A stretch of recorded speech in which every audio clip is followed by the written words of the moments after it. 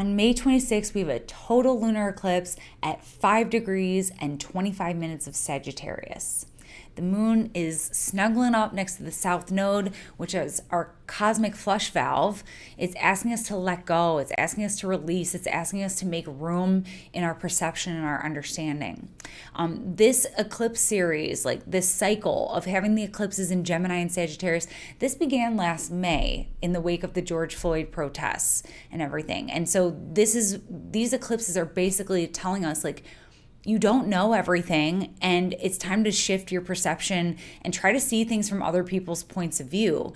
And I think also with the pandemic and everything like that, just showing us like we don't have all the answers, and we're just kind of out here doing the best that we can.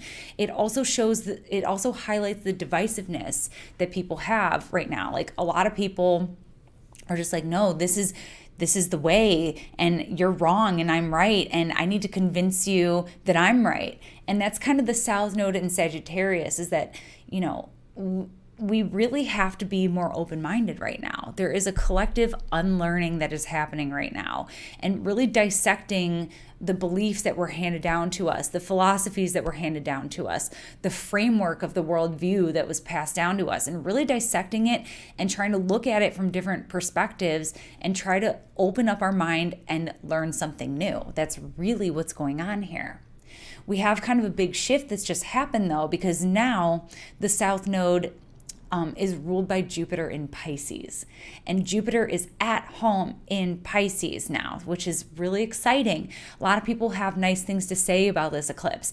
For me, I'm a little nervous about it because I've been watching, and every time the moon, just the moon, goes into Sagittarius and aligns with the South Node, I feel like the shit hits the fan. Like, people are arguing, it's really stressful in the community, and there's just like a lot of canceling happening, and it's just incredibly stressful.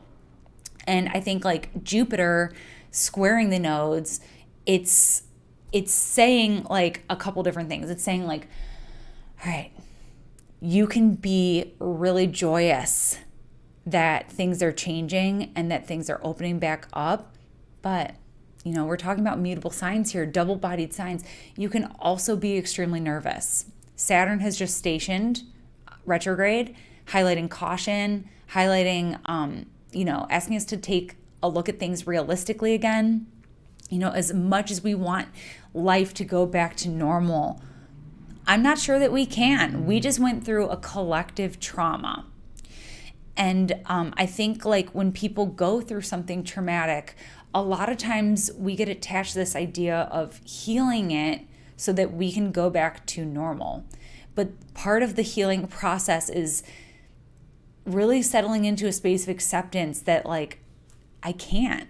Knowing what I know now, knowing what I've seen now, I really can't just press undo and go back to exactly the way things are, because I'm changed for what happened to me.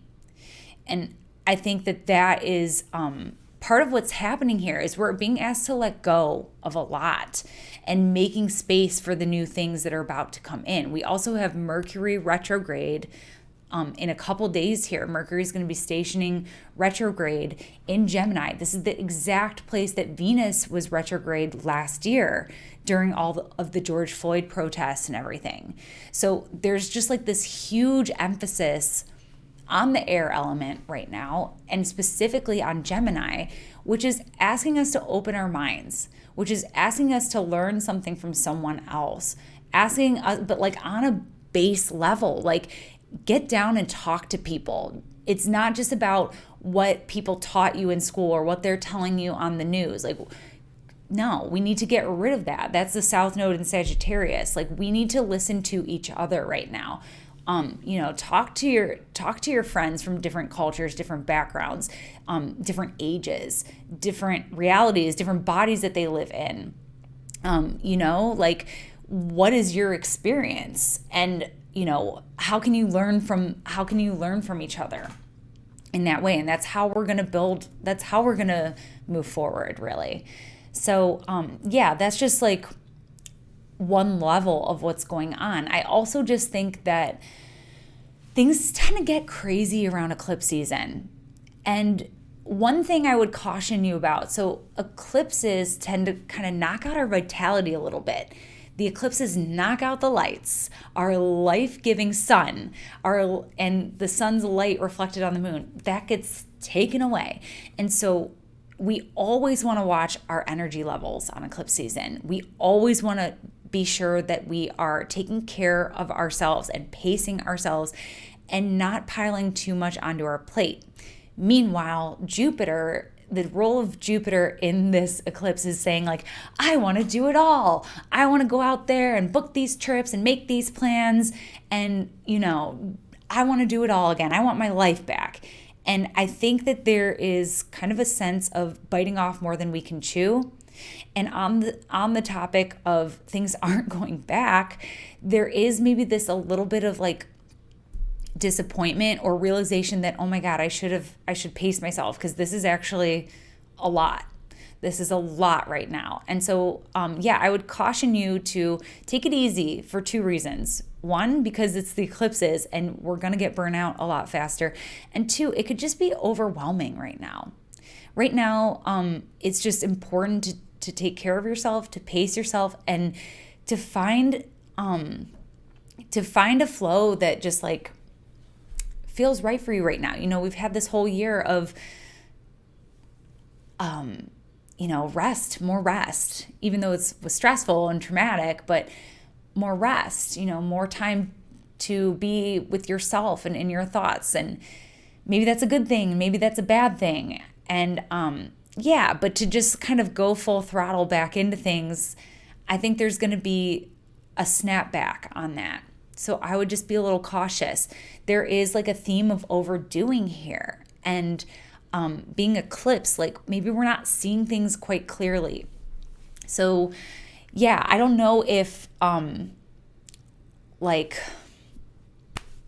totally lifting everything and just going back in is going to work for everyone. I think like some cities, it might be not so good.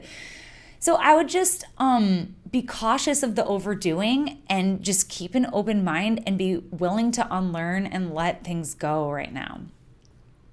And that is your slightly extended lunar eclipse astrology shot of the day.